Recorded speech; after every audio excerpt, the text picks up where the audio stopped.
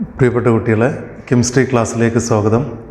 കഴിഞ്ഞ 2 ക്ലാസ്സുകളിൽ നമ്മളെടുത്തത് electro magnetic വേവ്സിൻ്റെ ലൈറ്റിൻ്റെയൊക്കെ പ്രോപ്പർട്ടീസാണ്. ലൈറ്റിൻ്റെ പ്രോപ്പർട്ടീസ് പറഞ്ഞപ്പോൾ ലൈറ്റിൻ്റെ വേവ് നേച്ചർ ഓഫ് ലൈറ്റ് നമ്മൾ പറഞ്ഞിരുന്നു, അല്ലെങ്കിൽ ഇലക്ട്രോ മാഗ്നറ്റിക് റേഡിയേഷൻ പറഞ്ഞിരുന്നു. അത് കഴിഞ്ഞിട്ട് അവിടെ നമ്മൾ വേവ് ലെങ്ത്ത്, ഫ്രീക്വൻസി, അതേപോലെ വേവ് നമ്പർ, വെലോസിറ്റി ഒക്കെ പറഞ്ഞിരുന്നു. ഇത് കഴിഞ്ഞിട്ട് നമ്മൾ കഴിഞ്ഞ ക്ലാസ്സിൽ നമ്മൾ പറഞ്ഞ കാര്യങ്ങൾ അതായിരുന്നു ബ്ലാക്ക് ബോഡി റേഡിയേഷനും അതേപോലെ ഫോട്ടോ ഇലക്ട്രിക് ഇഫക്റ്റും. അപ്പോൾ ഈ ബ്ലാക്ക് ബോഡി റേഡിയേഷൻ എന്താ നമ്മൾ പറഞ്ഞു, അതേപോലെ ഫോട്ടോ ഇലക്ട്രിക് ഇഫക്റ്റ്, ഇത് എക്സ്പ്ലെയിൻ ചെയ്യാൻ വേണ്ടി planks quantum theory of light introduce ചെയ്തു. ഈ പ്ലാങ്ക്സ് ക്വാണ്ടം തിയറി ഓഫ് ലൈറ്റിൽ പറയുന്നത് എനർജി അബ്സോർബ് ചെയ്യുന്ന അല്ലെങ്കിൽ എമിറ്റ് ചെയ്യുന്നത് in the form of small packets of energy called quanta of energy. അത് ലൈറ്റിൻ്റെ കേസിൽ ആ ക്വാണ്ട ഓഫ് എനർജിയെ ഫോട്ടോൺ എന്നാണ് പറഞ്ഞത്. ഓർമ്മ പറഞ്ഞ കാര്യങ്ങളൊക്കെ ഇവിടെ നോക്കിയേക്ക്. ഇവിടെ നമുക്ക് ചില കൺക്ലൂഷനിലേക്ക് നമ്മൾ എത്തുകയാണ്. എന്താണ് അതിൽ വരുന്നത്? Dual behaviour of electro magnetic radiation. നമ്മളിപ്പോൾ പറഞ്ഞത് എങ്ങനെയാണ്, ചില പ്രോപ്പർട്ടീസ് എക്സ്പ്ലെയിൻ ചെയ്യണമെങ്കിൽ ഇപ്പോൾ ഡിഫ്രാക്ഷൻ, അതേപോലെ ഇൻ്റർഫറൻസ്, ലൈറ്റിൻ്റെ പ്രോപ്പർട്ടീസാണ് അതൊക്കെ. ഡിഫ്രാക്ഷൻ എന്ന് പറഞ്ഞാൽ ഒരു ഒബ്ജക്റ്റിനെ ചുറ്റിയിട്ട് ലൈറ്റ് കുറച്ച് ബെൻഡ് ചെയ്ത് വളഞ്ഞ് സഞ്ചരിക്കും, അത് എക്സ്പ്ലെയിൻ ചെയ്യണമെങ്കിൽ. അതേപോലെ ഇൻ്റർഫറൻസ് ഓഫ് ലൈറ്റ് എക്സ്പ്ലെയിൻ ചെയ്യണമെങ്കിൽ നമുക്ക് ലൈറ്റിൻ്റെ വേവ് തിയറി ഉണ്ടെങ്കിലേ പറ്റുള്ളൂ. വേവ് തിയറി ഓഫ് ലൈറ്റ് വെച്ചിട്ട് അത് എക്സ്പ്ലെയിൻ ചെയ്യാൻ പറ്റുള്ളൂ. പക്ഷേ നമ്മൾ ബ്ലാക്ക് ബോഡി റേഡിയേഷൻ, അതേപോലെ ഫോട്ടോ ഇലക്ട്രിക് ഇഫക്റ്റ് ഒക്കെ എക്സ്പ്ലെയിൻ ചെയ്യണമെങ്കിൽ വേവ് തിയറി പോരാ. അന്നേരം ഇതിനൊക്കെ പാർട്ടിക്കിൾ നേച്ചർ ഓഫ് ലൈറ്റ് കൂടി കൺസിഡർ ചെയ്യേണ്ടതുണ്ട്. ഒന്ന് വായിച്ചു നോക്കൂ. ഇത് സയൻറ്റിസ്റ്റിന് ഒരുപാട് ഡിലേമേലാക്കി ഈ കാര്യങ്ങൾ. അപ്പോൾ നോക്കിയേക്ക് എന്തൊക്കെ പറഞ്ഞത്. സം ഫിനോമിന റിഫ്ലക്ഷൻ, റിഫ്രാക്ഷൻ, അതേപോലെ diffraction were explained using wave nature of electromagnetic radiation and some phenomena photoelectric effect അതേപോലെ ബ്ലാക്ക് ബോഡി റേഡിയേഷൻ ഒക്കെ explained using particle nature of electromagnetic radiation. അപ്പോഴാണ് ഇത് രണ്ടും എക്സ്പ്ലെയിൻ ചെയ്യണമെങ്കിൽ വേവ് നേച്ചർ ഓഫ് ലൈറ്റും വേണം, അതേപോലെ പാർട്ടിക്കിൾ നേച്ചർ ഓഫ് ലൈറ്റും വേണം. അപ്പോഴാണ് പറഞ്ഞത് ലൈറ്റിന് ഡ്യുവൽ നേച്ചർ ഉണ്ട് എന്നുള്ളത്. എന്താ ലൈറ്റിന് dual nature? Both particle nature and wave nature ഉണ്ട് എന്നുള്ളത്. അതാണ് പറയുന്നത് electromagnetic radiation possess both particle and wave nature. then this is known as dual nature of electromagnetic radiation. എന്താ വിളിക്കുന്നത്? ലൈറ്റിന് ദ്വൈത സ്വഭാവം ഉണ്ട് എന്നുള്ളത്. എന്തൊക്കെയാണ് ദ്വൈത സ്വഭാവം ഉള്ളത്? പാർട്ടിക്കിൾ നേച്ചറും ഉണ്ട്, അതേപോലെ വേവ് നേച്ചറും ഉണ്ട് എന്നുള്ളത്. അപ്പോൾ ലൈറ്റിന് electromagnetic radiation possess dual nature, that is both particle nature and wave nature. ഈ ഇലക്ട്രോമാഗ്നറ്റിക് റേഡിയേഷൻ മെറ്റീരിയൽസിനായിട്ട് ഇൻ്ററാക്ട് ചെയ്യുമ്പോൾ, പാർട്ടിക്കിൾസിനായിട്ട് മാറ്ററായിട്ട് ഇൻട്രാക്ട് ചെയ്യുമ്പോൾ ഈ ഇലക്ട്രോമാഗ്നറ്റിക് റേഡിയേഷൻ നമ്മൾ പാർട്ടിക്കിൾ നേച്ചർ ഉണ്ട് എന്ന് പറയുന്നു. അപ്പോഴാണ് ഫോട്ടോ ഇലക്ട്രിക് ഇഫക്റ്റ് ഒക്കെ നമ്മൾ എക്സ്പ്ലെയിൻ ചെയ്യുന്നത്. അതേപോലെ ഈ ഇലക്ട്രോമാഗ്നറ്റിക് വേവ് പ്രൊപ്പഗേറ്റ് ചെയ്യുമ്പോൾ അതിന് വേവ് നേച്ചർ ഉണ്ട് എന്നുള്ളത്. ഇലക്ട്രോമാഗ്നറ്റിക് വേവ് പ്രൊപ്പഗേറ്റ് ചെയ്യുമ്പോൾ അതിന് വേവ് നേച്ചർ ഉണ്ട്. അപ്പം നമുക്ക് ഇത്ര മതി. ഇലക്ട്രോമാഗ്നറ്റിക് റേഡിയേഷന് ഡ്യുവൽ നേച്ചർ ഉണ്ട്, that is it has both particle nature and wave nature. Clear ആണല്ലോ പറയുന്നത്? അപ്പം ലൈറ്റിന് ദ്വൈത സ്വഭാവമുണ്ട്, പാർട്ടിക്കിൾ നേച്ചറും ഉണ്ട്, വേവ് നേച്ചറും ഉണ്ട്. നമുക്ക് കുറച്ച് ക്വസ്റ്റ്യൻസിലേക്ക് പോവാം. നോക്കൂ. First question, calculate the energy of 1 mole of photon of radiation whose frequency is 5 × 10⁻14 hertz. എങ്ങനെ നമ്മൾ കാണുക? Energy of 1 mole of photon ആണ് കാണേണ്ടത്. അതിൻ്റെ ഫ്രീക്വൻസി തന്നിട്ടുണ്ട്. അപ്പോൾ ഒരു ഫോട്ടോണിൻ്റെ എനർജി എങ്ങനെയാണ് കാണുക? ഈസ് ഈക്വൽ ടു, നമ്മളെന്താ പഠിച്ചത്? എന്താണ് energy of 1 photon? Is equal to h/. എച്ചിൻ്റെ വാല്യൂ എത്രയാണ്? 6.626 × 10⁻34 ജൂൾ സെക്കൻഡ് ഇൻറ്റു ഫ്രീക്വൻസി 5 × 10⁻14 അല്ലേ? അപ്പോൾ ഇത് മൾട്ടിപ്ലൈ ചെയ്ത് കഴിഞ്ഞാൽ എനർജി ഓഫ് എ ഫോട്ടോൺ കിട്ടും. സോ ഇനി അടുത്തെന്താ ഉള്ളത്? എനർജി ഓഫ് 1 mole ഫോട്ടോൺ ആണ് വേണ്ടത്. 1 mole ഫോട്ടോൺസ് എങ്ങനെ കാണാം? 1 mole ഫോട്ടോൺസിന് ഒരാളെ എനർജിയെ ഇൻറ്റു അവോഗാഡ്രോ നമ്പർ കൊണ്ട് മൾട്ടിപ്ലൈ ചെയ്യാം. So 6.626 × 10⁻34 into 5 × 10⁻14 into 6.022 into 10⁻23 Avogadro number ഇതായിട്ട് മൾട്ടിപ്ലൈ ചെയ്ത് കഴിഞ്ഞാൽ 199.5 ജൂൾ എന്ന് കിട്ടും. ഓക്കെ, അപ്പോൾ ഇതാണ് ഇതിൻ്റെ ആൻസർ കിട്ടുന്നത്. എന്താ കിട്ടിയെന്താണ്? Energy of 1 mole of photon ആണ് ചോദിച്ചത്. ഒരു ഫോട്ടോണിൻ്റെ എനർജി കാണാനുള്ള ഇക്വേഷൻ hν ആണ്. അത് വെച്ചിട്ട് നമ്മൾ 1 മോൾ ഫോട്ടോണിൻ്റെ എനർജി കാൽക്കുലേറ്റ് ചെയ്യുക ചെയ്യുന്നത്. മനസ്സിലായില്ലേ ചെയ്തത്? ഓക്കെ, അടുത്ത ക്വസ്റ്റ്യൻ നോക്കാം നമുക്ക്. എന്തായിരുന്നത്? A 100 watt bulb emits monochromatic light of wavelength 400 nanometre. എന്താ ഈ മോണോക്രോമാറ്റിക് ലൈറ്റ് എന്ന് പറഞ്ഞാൽ? സിംഗിൾ വേവ് ലെങ്ത് ഉള്ള ലൈറ്റ് നാട്ടോ. ഇത് മാത്രമേ അതിൽ ഉള്ളൂ എന്നുള്ളത്. Calculate number of photons emitted per second by the bulb. Per second by the bulb. Number of photons emitted per second by the bulb. എന്തായാലും കൊടുത്തൊന്ന് ചെയ്യാൻ പറ്റുമോ? ശ്രമിച്ചു നോക്കാം നമുക്ക്. നോക്ക്, ഇവിടെ തന്നത് 100 വാട്ട് ബൾബാണ്. സോ പവർ ഓഫ് ബൾബ് എത്ര തന്നത്? എത്രയാണ്? 100 വാട്ട്. 100 വാട്ട് ആണ്. That is equal to 100 joule per second ആണ്. ജൂൾ സെക്കൻഡ് ഇൻവേഴ്സ് ആണ്. ഇനി അവിടെ 400 നാനോമീറ്റർ ആണ്. അങ്ങനെയാണെങ്കിൽ ഒരു ഫോട്ടോണിൻ്റെ എനർജി എന്തായിരിക്കും? എനർജി ഓഫ് എ ഫോട്ടോൺ, ഒരു ഫോട്ടോണിൻ്റെ എനർജി എത്ര എന്നുള്ളത് ദാറ്റ് ഈസ് ഈക്വൽ ടു എന്ത് കൊടുക്കാം? hν നമ്മൾ പഠിച്ചില്ല. So that is equal to nu തന്നിട്ടില്ല, ലാംഡയാണ് തന്നത്. സോ h ഇൻറ്റു hν എന്നുള്ളത് nu is equal to c by lambda. So അങ്ങനെ കൊടുത്തു കഴിഞ്ഞാൽ h എത്രയാണ്? 6.626 into 10⁻34 into velocity of light 3 into 10⁻8. Lambda എത്ര തന്നത്? 400 ഇൻറ്റു 10⁻9 മീറ്റർ. നാനോമീറ്ററിനെ മീറ്ററിലേക്ക് മാറ്റുകയാണ്. ഇത് ചെയ്ത് കഴിഞ്ഞാൽ നിങ്ങൾക്ക് ആൻസർ കിട്ടും 4.96 ഇൻറ്റു 10⁻19 ജൂൾ എന്ന് കിട്ടും. ഇതാണ് ആൻസർ കിട്ടുക. എന്തിന്? Energy of a photon. ഇനി അങ്ങനെയാണെങ്കിൽ ഇതിൽ ഇത്രയും എനർജി കിട്ടണമെങ്കിൽ എത്ര ബൾബ് വേണ്ടി, അതല്ല എത്ര ഫോട്ടോൺ വേണ്ടി വരുന്നല്ലേ ചോദ്യം. അപ്പം എങ്ങനെയാണ് നമ്മൾ കാണാം? So number of photon equal to എങ്ങനെ കാണാം? ദിസ് 100 ഡിവൈഡഡ് ബൈ 4.96 ഇൻറ്റു 10⁻19 ആട്ടോ, -19. ഇത് ചെയ്ത് കഴിഞ്ഞാൽ നിങ്ങൾക്ക് കിട്ടും 2.012 ഇൻറ്റു 10⁻20. ഇത്രയും ഇലക്ട്രോൺ ആയിരിക്കും കിട്ടുക. ഇത്രയും ഇലക്ട്രോൺ. സോ ചെയ്ത് മനസ്സിലായില്ലേ? അത് 2.012 ഇൻറ്റു 10⁻20. നമ്മൾ എന്താ ചെയ്തതെന്താ? ഇവിടെ എനർജി ഓഫ് എ ഫോട്ടോൺ കണ്ടുപിടിച്ചു. ഇനി ഇവിടെ നമ്മൾ power of bulb 100 joule per second ആണ്. അപ്പോൾ ഇത്രയും ജൂൾ ഒരു സെക്കൻഡിൽ കിട്ടണമെങ്കിൽ എത്ര ഫോട്ടോൺ വേണം ഒരു സെക്കൻഡിൽ എന്നുള്ളത് ഡിവൈഡഡ് ബൈ ഒരു ഫോട്ടോണിൻ്റെ എനർജി കൊണ്ട് ഡിവൈഡ് ചെയ്തു. So 2.012 into 10⁻20 photons. ക്ലിയർ ആണല്ലോ? ഇത് ഒന്ന് മനസ്സിലാക്കി എഴുതി വെക്കുക കേട്ടോ. ഓക്കെ, അടുത്ത ക്വസ്റ്റ്യൻ നോക്കൂ. When an electromagnetic radiation of wavelength 300 nanometre falls on the surface of sodium, electrons are emitted with a kinetic energy of 1.68 into 10⁻5 joules per mole. A kinetic energy of 1 mole electron ആട്ടോ. അത് ഒരു electron അല്ല, അത് 1 mole electron ഉണ്ട്. Then പക്ഷേ ഫോട്ടോണിൻ്റെ wavelength 300 nanometre. What is the minimum energy needed to remove an electron from sodium? സോഡിയത്തിന് ഒരു ഇലക്ട്രോൺ റിമൂവ് ചെയ്യണമെങ്കിൽ എത്ര എനർജി മിനിമം വേണമെന്ന്. What is the maximum wavelength that will cause a photoelectron to be emitted? ഒരു photoelectron emit ചെയ്യണമെങ്കിൽ ആ ലൈറ്റിന് വേണ്ട maximum wave length എത്ര പറ്റുക എന്നുള്ളത് എങ്ങനെ ഇപ്പോൾ കാണാം? 300 നാനോമീറ്റർ ലൈറ്റാണ്, ദെൻ വേവ് ലെങ്ത് ഉള്ള ലൈറ്റാണ് ആ സോഡിയം മെറ്റലിൻ്റെ മുകളിൽ ഇജക്റ്റ് ചെയ്ത്. അപ്പോൾ ഇലക്ട്രോൺ ഇജക്റ്റ് ചെയ്തു. ദെൻ കൈനറ്റിക് എനർജി എത്രയാണ്? 1.68 ഇൻറ്റു 10⁻5 ജൂൾ പെർ മോൾ. അപ്പോൾ നമ്മൾ ചെയ്ത് നോക്കാം. നമുക്ക് എന്താണ് അവിടെ വേവ് ലെങ്ത് ഓഫ്, എന്താ നമ്മൾ ആദ്യം കാണാം? ആ വേവ് ലെങ്ത് ഓഫ് ലൈറ്റിന് എനർജി ഓഫ് ഫോട്ടോൺ കണ്ടുനോക്കൂ. Is equal to hν. നമുക്ക് കണ്ടുകൂടാത്. ദെൻ പക്ഷെ ന്യൂ തന്നിട്ടില്ല, അതിന് പകരം hc ബൈ ലാംഡ എന്ന് എടുക്കാം. h എത്രയാണ്? വാല്യൂ എത്രയാണ്? 6.626 into 10⁻34. Velocity of light 3 into 10⁻8 divided by 300 nanometre ആണ്. 300 ഇൻറ്റു 10⁻9 300 നാനോമീറ്റർ. ഇത് ചെയ്ത് കഴിഞ്ഞാൽ നമുക്ക് എത്ര കിട്ടാം? ഇവിടെ നിങ്ങൾക്ക് 10⁻9 ആണ്. അപ്പോൾ ഇതും കൂടി ചെന്ന് ഇവിടുന്ന് 100 കൊണ്ട് മൾട്ടിപ്ലൈ ചെയ്യുമ്പോൾ 10⁻7. 3യും ക്യാൻസൽ ചെയ്ത് പോയി. 10⁻7 ദെൻ ഓക്കെ മുകളിലേക്ക് പോയ 10⁻+7. ഇനി ദെൻ 38 - 34. അപ്പോൾ എത്ര ഉണ്ടാവുക? +4. +4ഉം ഈ 7ഉം കൂടി വന്നു കഴിഞ്ഞാൽ എത്ര ഉണ്ടാവുക?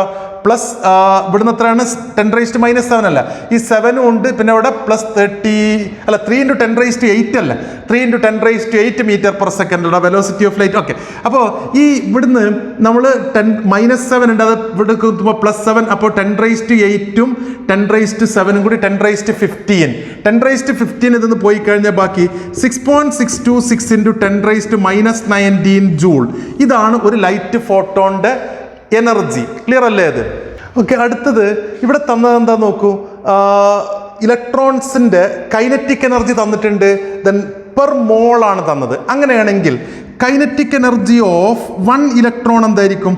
1 ഇലക്ട്രോൺ എങ്ങനെയാ കാണാം?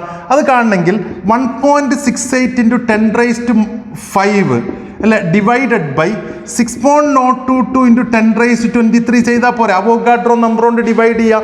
അങ്ങനെ ചെയ്ത് കഴിഞ്ഞാൽ നിങ്ങൾക്ക് ആൻസർ കിട്ടും 2.789 × 10⁻19 എന്ന് കിട്ടും. ഇത്രയും ജൂളായിരിക്കും കിട്ടുക കൈനറ്റിക് എനർജി ഓഫ് 1 ഇലക്ട്രോൺ. അപ്പൊ അങ്ങനെയാണെങ്കിൽ ഇനി എന്താ വേണ്ട? What is the minimum energy needed to remove the എന്താണ് ഇലക്ട്രോൺ ഫ്രം സോഡിയം? സോഡിയത്തിന് ഇലക്ട്രോൺ റിമൂവ് ചെയ്യണമെങ്കിൽ എത്ര മിനിമം എനർജി വേണ്ടത്? നമ്മൾ എന്താ പറഞ്ഞായിരുന്നു? Kinetic energy is equal to E - E0. E എന്നുള്ളത് എനർജി ഓഫ് ഫോട്ടോൺ, E0 എന്ന് പറഞ്ഞാൽ ത്രഷോൾഡ് എനർജി. അപ്പൊ നമുക്ക് എന്താ ഇപ്പൊ കാണേണ്ടത്? E0 അല്ലേ കാണേണ്ടത്? E0 equal to kinetic energy minus kinetic energy അല്ല, energy minus kinetic energy. Energy of a photon minus kinetic energy. So that is equal to energy എത്രയായിരുന്നു? 6.626 അല്ല, അത് എനർജി ഇൻറ്റു 10⁻⁻19 മൈനസ് 2.789 × 10⁻⁻19. ഇത് ചെയ്ത് കഴിഞ്ഞാൽ നിങ്ങൾക്ക് ആൻസർ കിട്ടും. 3.44 × 10⁻⁻19 ജൂൾ. ഇതാണ് ഇലക്ട്രോൺ ഇജക്ട് ചെയ്യാൻ വേണ്ട മിനിമം എനർജി. ക്ലിയർ അല്ലേ? ഇത് ഇലക്ട്രോൺ ഇജക്ട് ചെയ്യാൻ വേണ്ട മിനിമം എനർജി ഇതാണ്. മനസ്സിലായോ അത്? ഓക്കെ, ശ്രദ്ധിക്കുക, ഈ ക്വസ്റ്റ്യനിൽ ഒരു പാർട്ട് കൂടിയുണ്ട്. എന്താണത്? What is the minimum wavelength that will cause a photoelectron to be emitted? നമ്മൾ ഈ എനർജി ഉള്ള, ഇതാണ് വേണ്ട മിനിമം എനർജി. ഈ എനർജി ഉള്ള ലൈറ്റിന്റെ വേവ് ലെങ്ത് കാണാം.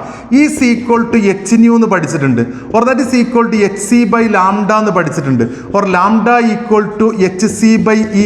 h എന്താണ്? 6.626 × 10⁻⁻34 × 3 × 10⁸8 ഡിവൈഡഡ് ബൈ എനർജി എത്രയായിരുന്നു? 3.44 × 10⁻⁻19. ഇത് ചെയ്ത് കഴിഞ്ഞാൽ 517 × 10⁻⁻9 മീറ്റർ എന്ന് കിട്ടും. ഇതിനെ വേണമെങ്കിൽ നിങ്ങൾക്ക് that is equal to 517 nanometre എന്ന് എഴുതിയാൽ മതി. ആൻസർ ആയില്ലേ അത്? അപ്പോൾ ചെയ്ത് പഠിക്കട്ടോ. ഇത് NCERT സോൾവ് ചെയ്താണ്.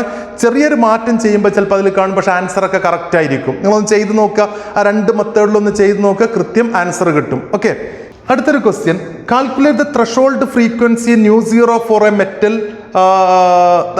The threshold frequency µ0 for a metal is 7 × 10⁻14. Calculate the kinetic energy of an electron emitted when a radiation of frequency ν equal to 1 × 10⁻15 second inverse hits the metal. ഈ ഒരു ടൈപ്പ് ക്വസ്റ്റ്യൻ പലപ്പോഴും board എക്സാമിനേഷന് ചോദിക്കുന്നതാണ്. നമ്മൾ എങ്ങനെ പഠിച്ചത്? Kinetic energy of ejected electron equal to എങ്ങനെ പറഞ്ഞിരുന്നത്? hν - hν0. ഓർമ്മ ഉണ്ടോ അത്? ഓർ h × ν - µ0 നമ്മൾ ഡിറൈവ് ചെയ്തായിരുന്നു. h എത്രയാണ്? 6.626 × 10⁻⁻34 ഇൻറ്റു ഇനി എന്താ ഉള്ളത് പറ. എത്രയാണ് ന്യൂ? എത്രയാടോ ന്യൂ? 1 × 10⁻15 മൈനസ് 7 × 10⁻14 ആണല്ലോ. 7 × 10⁻14. ഇതിനെങ്ങനെ നമ്മൾ സിംപ്ലിഫൈ ചെയ്യാം?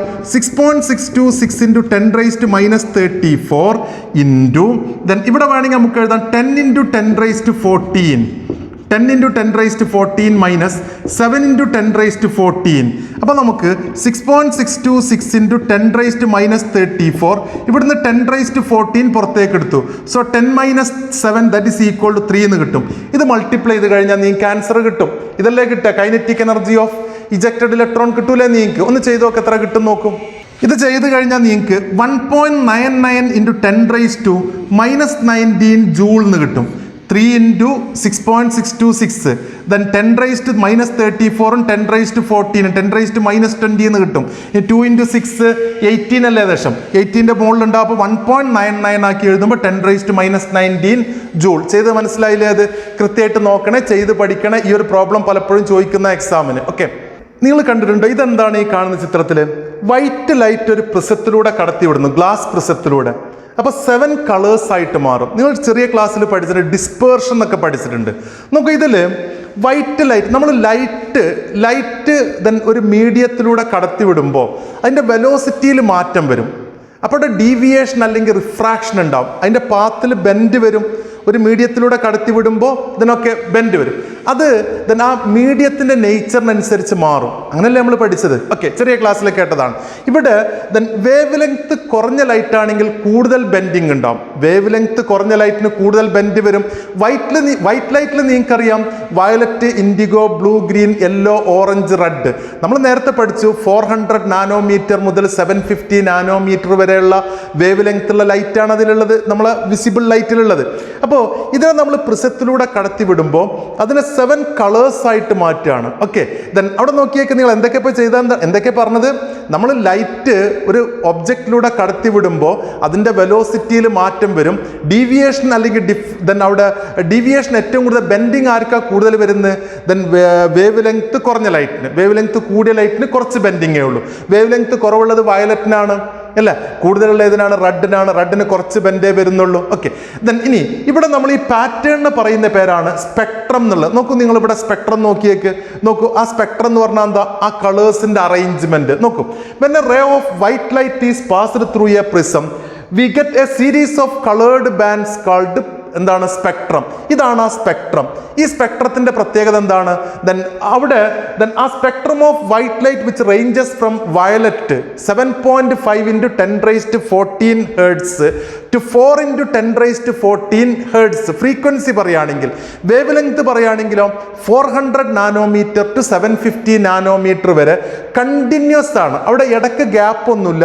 വയലറ്റ് കഴിഞ്ഞിട്ടൊരു ഗ്യാപ്പ് കഴിഞ്ഞിട്ടാണോ ഇൻഡിഗോ വരുന്നത്? ഒരു ഗ്യാപ്പ് കഴിഞ്ഞിട്ടാണോ ദെൻ അടുത്ത കളർ വരുന്നത്? അല്ല, അവിടെ violet, IndiGo, blue, green, yellow, orange, red എവിടെയാണോ അവസാനിക്ക് നമുക്കറിയില്ല, ഒന്നൊന്നിനോട് മെർജ് ചെയ്തിരിക്കുകയാണ്. ഇതിനാണ് നമ്മൾ കണ്ടിന്യൂസ് സ്പെക്ട്രം എന്ന് പറയുന്നത്.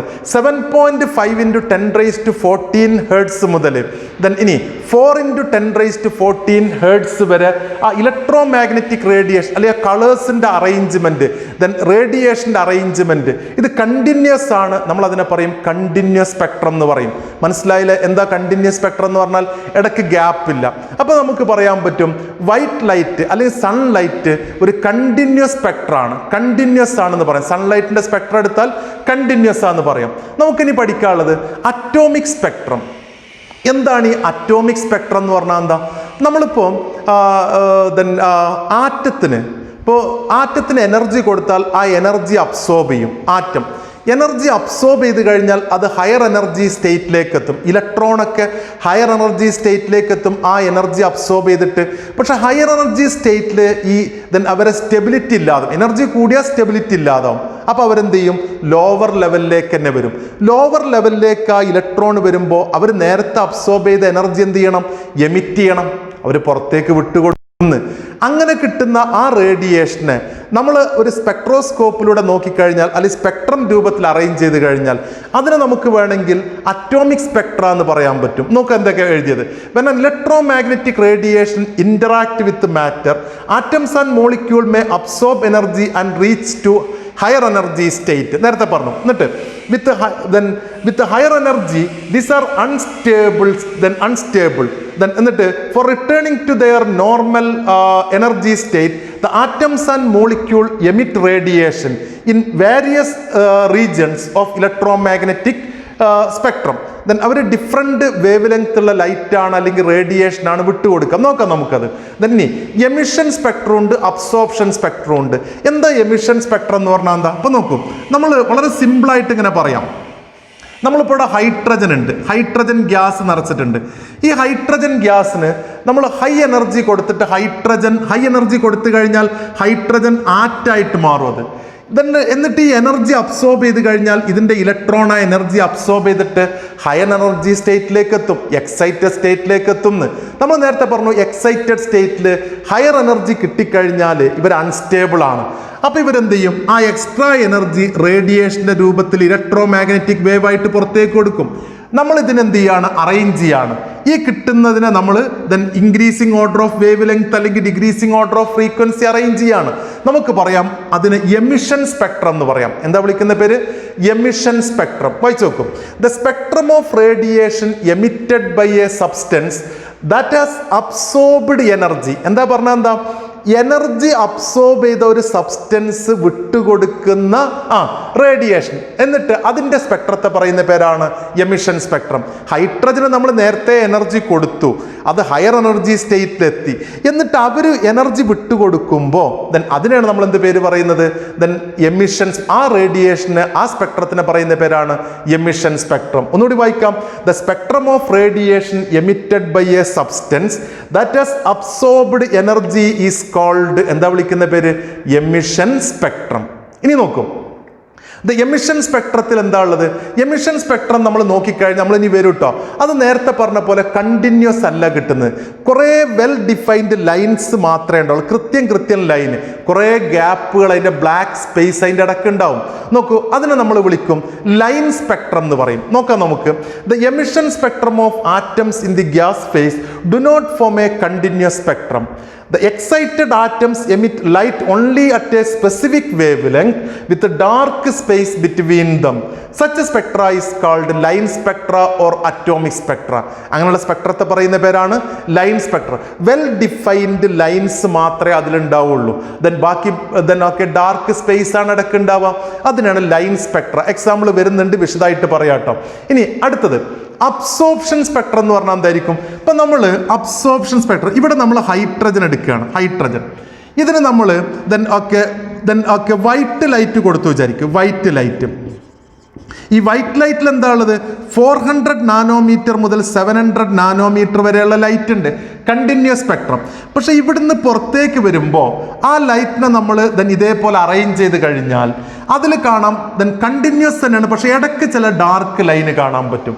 എന്താ ഇതിന് കാരണം? ആ ഡാർക്ക് ലൈന് അതിലുള്ള വേവ് ലെങ്ത് ഇയാൾ അബ്സോർബ് ചെയ്തതാണ്, ആ ലൈറ്റിനെ ഇയാൾ അബ്സോർബ് ചെയ്തതാണ്. അപ്പൊ ഇവിടുന്ന് ബാക്കി കിട്ടുന്ന എന്താണ്?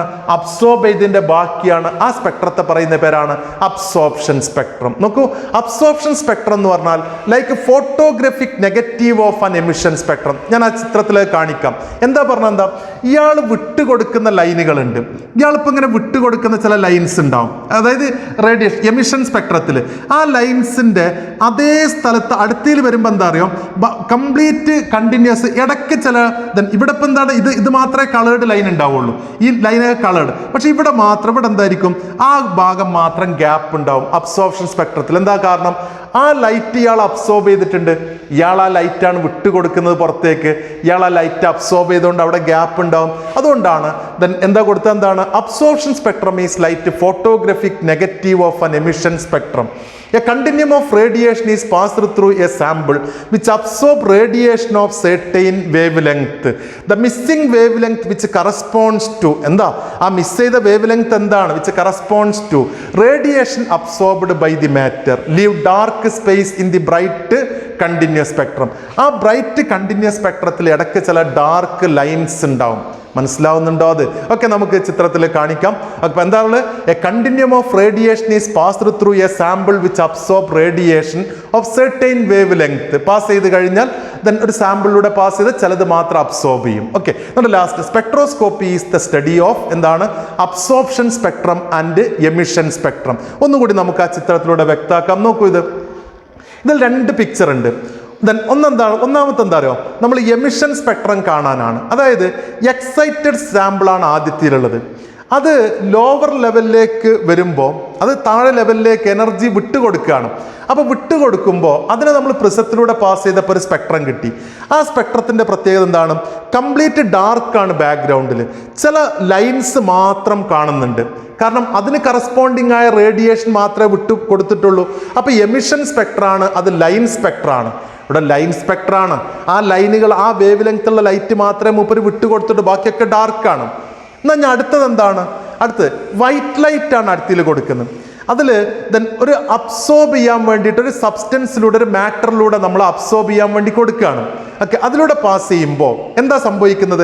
എന്നിട്ട് പുറത്തേക്ക് വരുന്ന ഇതിപ്പോൾ ഹൈഡ്രജൻ നമ്മൾ വൈറ്റ് ലൈറ്റ് കൊടുത്തു, എന്നിട്ട് നമ്മൾ പുറത്തേക്ക് വരുന്ന ലൈറ്റിനെ നമ്മൾ പ്രിസത്തിലൂടെ കടത്തി വിട്ടു. അപ്പോൾ കാണാൻ പറ്റിയത് കണ്ടിന്യൂസ് തന്നെയാണ്, പക്ഷെ ഇടയ്ക്ക് ചില ഡാർക്ക് ലൈനുകളുണ്ട്. എന്തായാലും കാരണം അത് ഇയാൾ വാങ്ങിയിട്ടുണ്ട്. അപ്പോൾ ഇത് അബ്സോർപ്ഷൻ സ്പെക്ട്രാണ്. ദെൻ ഇത് രണ്ടും കൂടി നോക്കുമ്പോഴാണ് മനസ്സിലായത്, പണ്ടത്തെ ഫോട്ടോഗ്രാഫിക് നെഗറ്റീവ് ഉണ്ട്. പണ്ടത്തെ ബ്ലാക്ക് ആൻഡ് വൈറ്റ് ഫോട്ടോയിൽ നെഗറ്റീവ് കണ്ടിട്ടുണ്ടോ നിങ്ങൾ? അതിലെന്താ ഉള്ളത്? ദെൻ ഓക്കെ, നെഗറ്റീവിൽ വൈറ്റ് ഉള്ളിടത്തൊക്കെ എന്തായിരിക്കും? നമ്മൾ പോസിറ്റീവ് എടുക്കുമ്പോൾ അതിൻ്റെ ഫോട്ടോ എടുക്കുമ്പോൾ നേരെ തിരിച്ച് വൈറ്റ് ഉള്ളതൊക്കെ ബ്ലാക്ക് ആയിട്ടുണ്ടാവും. തലയുടെ ഭാഗത്തൊക്കെ എന്തായിരിക്കും? നെഗറ്റീവിൽ വൈറ്റ് ആയിരിക്കും കളർ, പക്ഷേ ഫോട്ടോ എടുക്കുമ്പോൾ ബ്ലാക്ക് ആയിരിക്കും. അങ്ങനെയല്ലേ ഉള്ളത്. അപ്പോൾ ഫോട്ടോഗ്രാഫിക് നെഗറ്റീവ് പോലെ, അതായത് ഇവിടെ വിട്ടുകൊടുക്കുന്ന ഇയാൾ എക്സ്ട്രാ എനർജി വിട്ടുകൊടുക്കുന്നുണ്ട്, അതന്നെയാണ് ഇവിടെ എന്ത് ചെയ്യുന്നത്? ഇയാൾ അബ്സോർബ് ചെയ്യുന്നത്. അപ്പോൾ ഇവിടെ നോക്കിയേക്ക്, ദെൻ അതാണ് നമ്മൾ ഫോട്ടോഗ്രാഫിക് നെഗറ്റീവ് എന്ന് പറയുന്നത്. ഒന്ന് എമിഷൻ സ്പെക്ട്രാണ്, ഒന്ന് അബ്സോർപ്ഷൻ സ്പെക്ട്രാണ്. അപ്പം നമ്മളിങ്ങനെ ആലോചിച്ചാൽ മതി, നമ്മളിങ്ങനെ ക്ലാസ്സിൽ ഇങ്ങനെ ഇരിക്കുന്നുണ്ട്, നമ്മളെ മുന്നിലൂടെ ഒരു ട്രയൽ ഇങ്ങനെ നിറയെ ഇതൊക്കെ ചോക്ലേറ്റ് അറേഞ്ച് ചെയ്ത് വിചാരിച്ചു, ഒരു 50 പൈസ മുതൽ ഒക്കെ 100 രൂപീസ് വരെയുള്ള ചോക്ലേറ്റ് ഇങ്ങനെ നിരത്തി അറേഞ്ച് ചെയ്ത് വെച്ചിട്ടുണ്ട്. ആ ട്രേ ഇങ്ങനെ നമ്മളെ മുന്നിലൂടാണ്ട് പുറത്തേക്ക് പോകുമ്പോൾ എന്താ സംഭവിക്കുക? ദെൻ പുറത്തേക്ക് എത്തുമ്പോൾ കാണാൻ ചില ഗ്യാപ്പുകൾ കാണാം. എന്താ ഗ്യാപ്പുകൾ? എന്താണ്? നമ്മൾ ആരൊക്കെയോ അബ്സോർബ് ചെയ്തതാണത് ആ ഗ്യാപ്പുകൾ. അതേപോലെ ഇവിടെ വൈറ്റ് ലൈറ്റ് കൊടുക്കുമ്പോൾ കണ്ടിന്യൂസ് സ്പെക്ട്രാണ് കൊടുത്തത്, പക്ഷെ പുറത്തേക്ക് എത്തിയപ്പോൾ ചില ഗ്യാപ്പ് ഉണ്ട്. നമ്മൾ എടുത്ത പോലെ ഇവിടെ ഈ ഹൈഡ്രജൻ എടുത്തിട്ടുണ്ട്, ആ ഗ്യാപ്പ് അതാണ് കാരണം. അതാണ് അബ്സോർപ്ഷൻ സ്പെക്ട്രം. നേരത്തെ നമ്മൾ പറഞ്ഞ എന്താണ്? ഹയർ എനർജിയിലുള്ള ഹൈഡ്രജൻ അല്ലെങ്കിൽ ഏതെങ്കിലും മാറ്റർ എനർജി പുറത്തേക്ക് കൊടുക്കുമ്പോൾ അതാണ് എമിഷൻ സ്പെക്ട്രം. അപ്പോൾ എമിഷൻ സ്പെക്ട്രവും അബ്സോർപ്ഷൻ സ്പെക്ട്രവും ഫോട്ടോഗ്രാഫിക് നെഗറ്റീവ് പോലെയാണ്. അടുത്ത പിക്ചറിൽ മനസ്സിലാവും. നോക്കൂ, എമിഷൻ സ്പെക്ട്രത്തിൽ ബാക്ക്ഗ്രൗണ്ട് കംപ്ലീറ്റ് എന്താണ്? ബ്ലാക്ക് ആണ്. അതിൽ കുറെ വെൽ ഡിഫൈൻഡ് ലൈൻസേ ഉള്ളൂ എമിഷൻ സ്പെക്ട്രത്തിൽ. പക്ഷെ അബ്സോർപ്ഷൻ സ്പെക്ട്രത്തിൽ അതിന് കറസ്പോണ്ടിങ് ആയ സ്ഥലത്ത് എന്താണ്? അയാൾ അബ്സോർബ് ചെയ്യുന്നുണ്ട്. അതുകൊണ്ട് അബ്സോർപ്ഷൻ സ്പെക്ട്രത്തിൽ അവിടെയൊക്കെ വെൽ ഡിഫൈൻഡ് ഡാർക്ക് ലൈനുകളുണ്ട്. മനസ്സിലാവുന്നില്ലേ ഇത്? സോ എമിഷൻ സ്പെക്ട്രവും അബ്സോർപ്ഷൻ സ്പെക്ട്രവും രണ്ടും കൂടിയാണ് നമ്മൾ സ്പെക്ട്രോസ്കോപ്പിയിൽ പഠിക്കുന്നത്. ഒന്ന് മനസ്സിലാക്കി വെക്കട്ടോ, ഇത് സ്പെക്ട്രോസ്കോപ്പിയുടെ ഏറ്റവും ബേസിക് ആയിട്ടുള്ള കാര്യങ്ങളാണ്. ഇനി സ്പെക്ട്രോസ്കോപ്പിയുടെ ഉപയോഗം എന്താണെന്നുള്ളത് നോക്കൂ നിങ്ങൾ. Line emission spectra are very useful in the study of electronic structure of atom.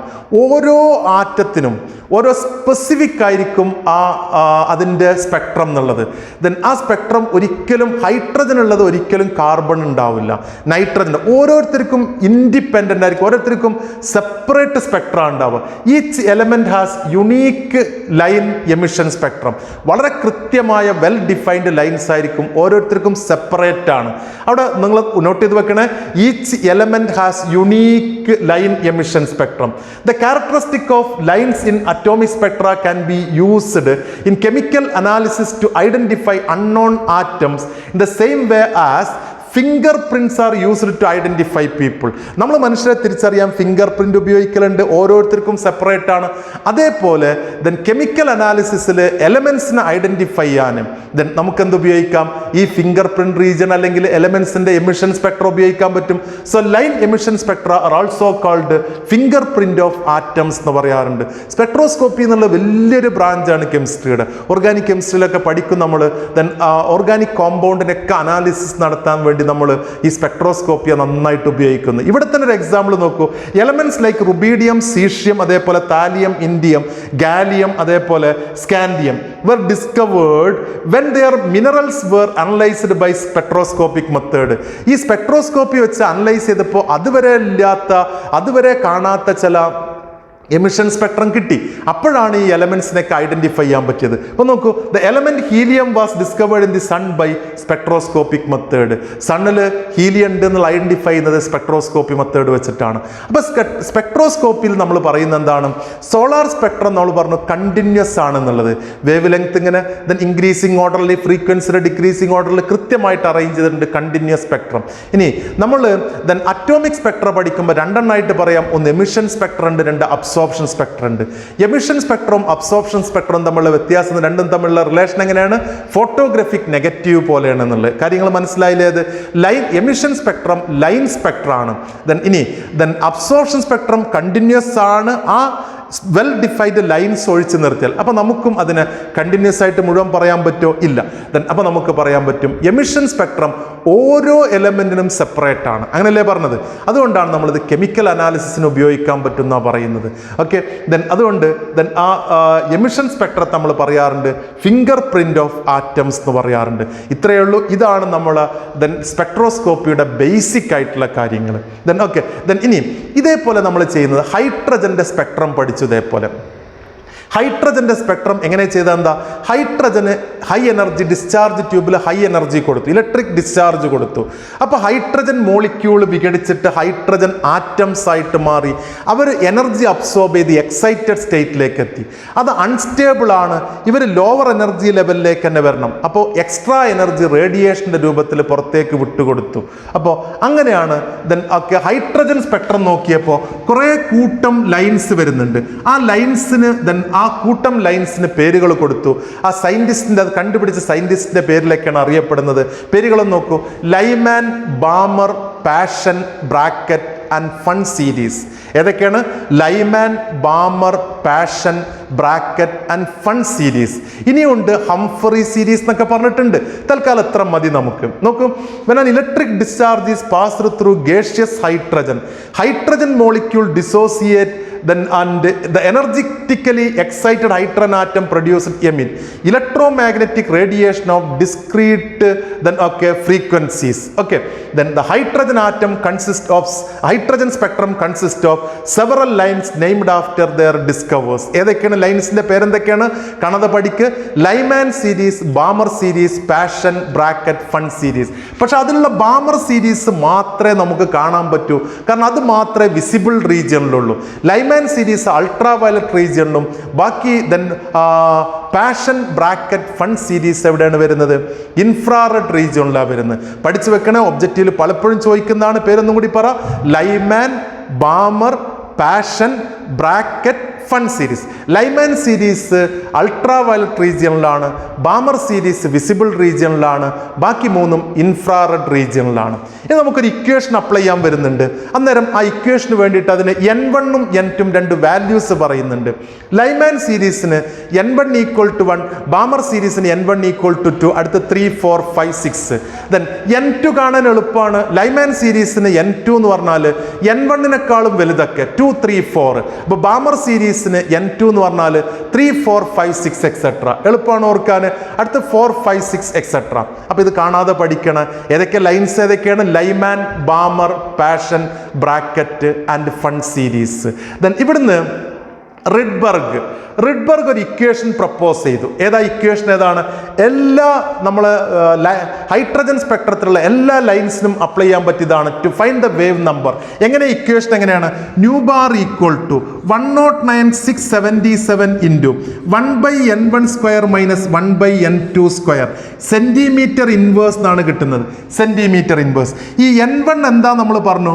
Lyman സീരീസിന് 1, Balmer സീരീസിന് 2, അങ്ങനെ പോകും. ദെൻ N2 എന്ന് പറഞ്ഞാൽ ദെൻ ഓരോ സീരീസിനും വ്യത്യാസം. ലൈമാൻ സീരീസിന് 2, 3, 4 ആണ്, ബാമർ സീരീസിന് 3, 4, 5, 6 എക്സെട്ര ആണ്. അപ്പോൾ നമുക്ക് അപ്ലൈ ചെയ്യാം. ഇത് ഓരോ സീരീസിനും അപ്ലൈ ചെയ്യാൻ പറ്റുന്നതാണ് റിഡ്ബർഗ് പറയുന്നത്.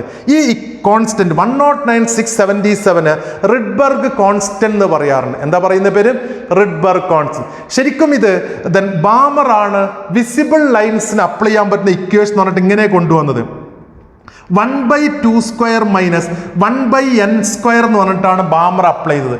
അപ്പോൾ ബാമർ അപ്ലൈ ചെയ്ത് വിസിബിൾ ലൈൻസ് എന്ന് പറഞ്ഞാൽ ബാമർ സീരീസിന് N1 = 2 ആണ്.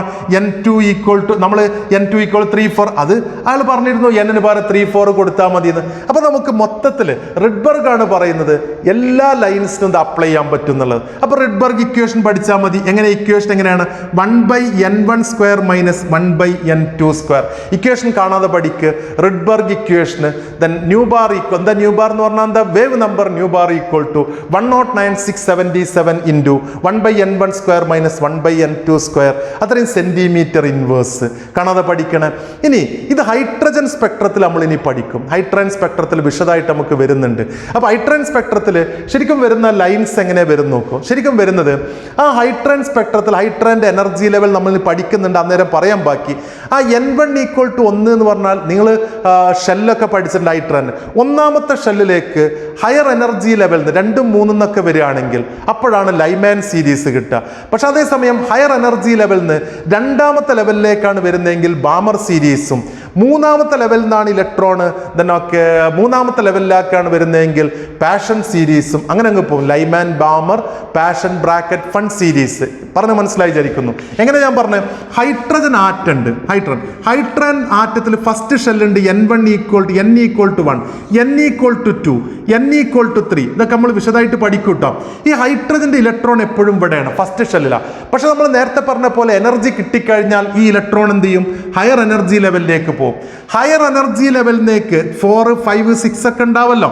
ഇവിടേക്കൊക്കെ ഇലക്ട്രോൺ എക്സൈറ്റഡ് സ്റ്റേറ്റിലേക്ക് പോയാൽ ഇവിടുന്നൊക്കെ ഇയാൾ നേരെ 1ാമത്തെ ലെവലിലേക്ക് തന്നെ വരികയാണെങ്കിൽ അത് ലൈമാൻ സീരീസ് ആയിരിക്കും. അതാണ് N1 = 1, N2 = 2, 3, 4 ഒക്കെ വന്നത്. അതേസമയം ഇവിടുന്ന് ഇലക്ട്രോൺ 2ാമത്തെ ലെവലിലേക്ക് വരികയാണെങ്കിൽ അതേതായിരിക്കും പറ, അത് ദെൻ ബാമർ സീരീസ് ആണ്. ആ റേഞ്ചിലുള്ള ഇലക്ട്രോ മാഗ്നറ്റിക് റേഡിയേഷൻ മൂപ്പര് വിട്ടുകൊടുക്കുക. ഓക്കെ, ദെൻ പിന്നെ അവിടുന്ന് ഇങ്ങോട്ട് തന്നെ വരും. അപ്പോൾ മൂപ്പര് ലൈമാൻ സീരീസ് വീണ്ടും തരും. ഞാനത് വിശദമായിട്ട് അടുത്ത ക്ലാസ്സിൽ നമുക്ക് വരുന്നുണ്ട്. ഹൈഡ്രജൻ സ്പെക്ട്രത്തിന്റെ എക്സ്പ്ലനേഷൻ വരുന്നുണ്ട്. അപ്പോൾ നമ്മൾ ഇന്ന് ഇത്രയും കാര്യങ്ങൾ പഠിച്ചത്, ഒന്ന് ഡിവൽ നേച്ചർ ഓഫ് ലൈറ്റ്. എന്താ പറഞ്ഞാൽ എന്താണ്, ലൈറ്റിന് ദ്വൈത സ്വഭാവമുണ്ട്, പാർട്ടിക്കിൾ നേച്ചറും ഉണ്ട്, വേവ് നേച്ചറും ഉണ്ട്. അതിനെ ബേസ് ചെയ്തിട്ട് ചില ചെറിയ ക്വസ്റ്റ്യൻസാണ് നമ്മൾ ചെയ്തത്. പിന്നെ അത് കഴിഞ്ഞിട്ട് ദെൻ സോളാർ സ്പെക്ട്രം കണ്ടിന്യൂസ് ആണ്. എന്താണ് സ്പെക്ട്രം എന്നുള്ളത്, എന്താണ് കണ്ടിന്യൂസ് എന്നുള്ള വാക്ക്. ദെൻ അറ്റോമിക് സ്പെക്ട്രം എന്ന് പറഞ്ഞാൽ 2 രൂപത്തിൽ, എമിഷനും ഉണ്ട്, അബ്സോർപ്ഷനും ഉണ്ട്. അതിൽ എമിഷൻ സ്പെക്ട്രം ഓരോ എലമെന്റിനും ഡിഫറെൻ്റ് ആണ്. ദെൻ ആ എലമെന്റിന്റെ ക്യാരക്ടറിസ്റ്റിക് ആണ്. അത് കെമിക്കൽ അനാലിസിസിന് നമുക്ക് ഉപയോഗിക്കാൻ പറ്റുന്ന പഠിച്ചത്. ഹൈഡ്രജൻ ഇതേപോലെ പഠിച്ചപ്പോഴാണ് ഹൈഡ്രജന്റെ സ്പെക്ട്രത്തെ കുറിച്ച് നമ്മൾ നോക്കിയത്.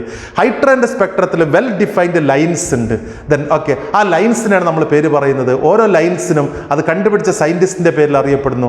Lyman, Balmer, Paschen, Brackett and Pfund series. പേരുകൾ പഠിക്ക്. ലൈമാൻ സീരീസ് അൾട്രാ വയലറ്റ് റീജിയണിലും, ബാമർ സീരീസ് വിസിബിൾ റീജിയണിലും, ബാക്കിയൊക്കെ ഇൻഫ്രാറെഡ് റീജിയണിലുമാണ് ഉള്ളത് അല്ലേ. ഓക്കെ, നന്നായിട്ട് പഠിക്കുക. അവിടെ ഒരു ഇക്വേഷൻ നമ്മൾ wave number new bar = 109,677 × 1/n1² - 1/n2². നന്നായിട്ട് പഠിച്ചേക്കുക. ബാക്കി അതിൻ്റെ പ്രോബ്ലം സെക്ഷനൊക്കെ നമുക്ക് നെക്സ്റ്റ് ക്ലാസ്സിലാക്കാം. മനസ്സിലായി എന്ന് വിചാരിക്കുന്നു. നന്നായിട്ട് കണ്ടു കഴിഞ്ഞാൽ, മനസ്സിലായി കഴിഞ്ഞാൽ നിങ്ങൾക്ക് പെട്ടെന്ന് ഇതിൽ മുഴുവൻ നിങ്ങൾക്ക് മാർക്ക് സ്കോർ ചെയ്യാൻ പറ്റും. നന്നായിട്ട് നോക്കുക. ക്ലാസ് തൽക്കാലം അവസാനിപ്പിക്കാം. Thank you.